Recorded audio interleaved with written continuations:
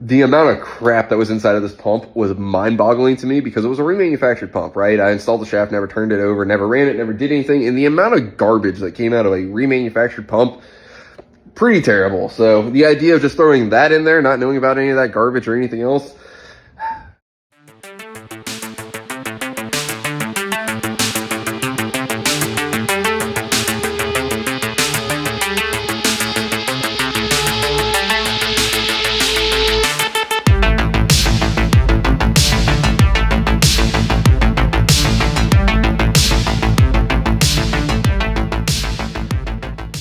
so if you remember, about a month ago or so, I tried to do a DIY stroker kit in a remanufactured CP3, and it went terribly. It ended up breaking the CP3.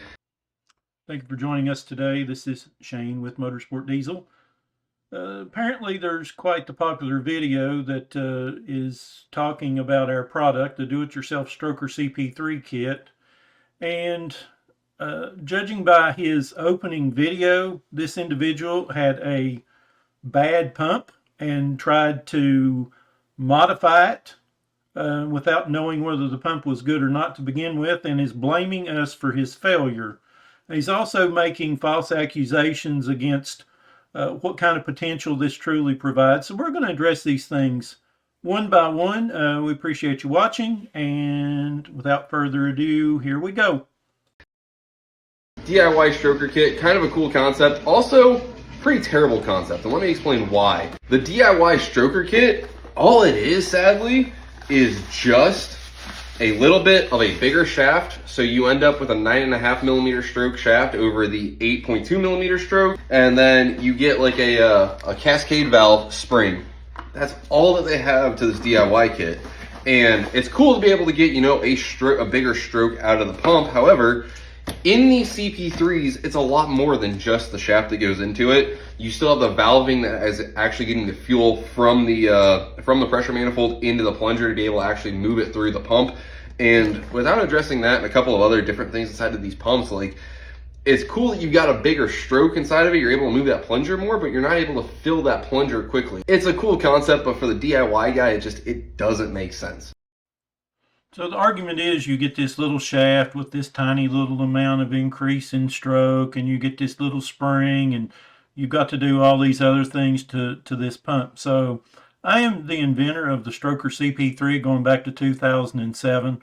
I've got quite a bit of experience in modifying these pumps. I don't even know how many of them we've ever sold and how many other companies we sell these stroker shafts to, and we train their employees so they'll, you know, be able to do these modifications. But the point here is I'm going to debunk what he is, you know, his claims, so to speak.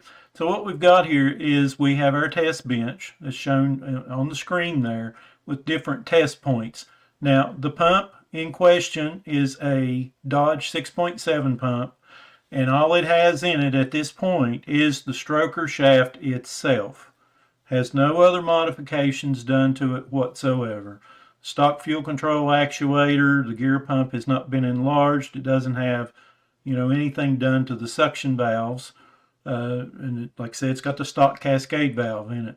In the second video, we're going to test it. This pump does have the 9.5 millimeter stroker shaft in it, but that's the only thing done to it.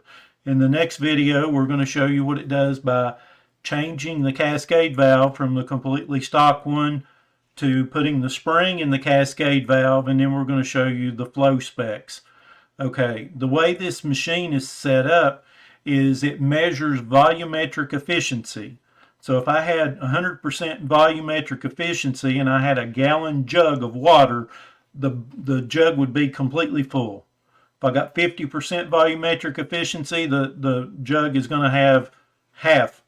You know, it's going to be filled up halfway. If you took a measuring tape and stuck down in it from the top to the bottom and it was 20 inches, it'd be 10 inches if it's cylindrical and concentric all the way up. You follow me? This is not hard. This is not difficult. Our machine is going to show the third column over. The first one is going to be RPM. The second one is going to be test pressure. The third one is going to be the actual specification, what it should be flowing. And then the next bar, and I'll point it out, is going to be actual flow. So let's get this started. So as you can see by the results, if we go over to the fourth column, we see our output is 201.2 liters per hour, which equates to 76.07% efficiency with the stroker shaft alone. This is not much more than stock. So now we're going to install the spring in the cascade valve and retest it at this point. Here is the argument. These do not provide an increase in flow unless you do other modifications to the pump. The little spring just ain't going to get it, is kind of the point that's being made. So let's retest and see what this shows. I think on the top side, when you start spinning it up there in RPM where you're going to make horsepower, this shaft isn't going to do any better than what the stock one already does. Okay, here we go again. This is with the high pressure cascade valve. We're going to run the same test.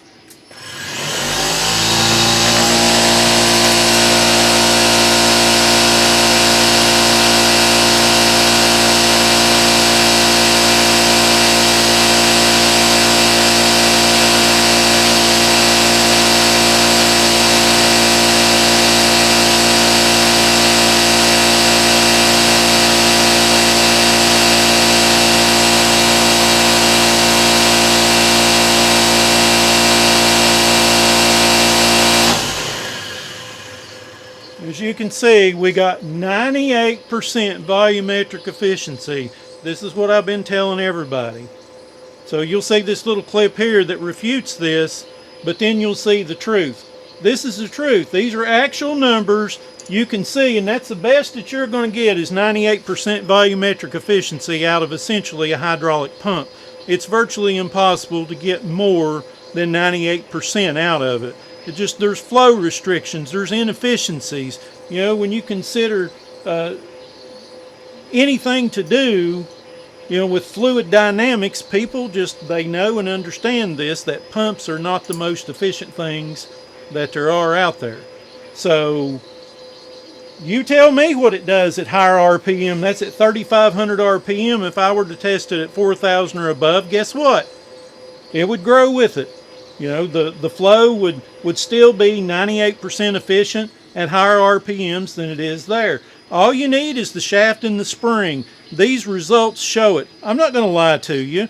We have scientific proof, and here it is. So I don't know what more you need, but we make a good product. We've been doing this for years, and it's always been the subject of imitation without duplication.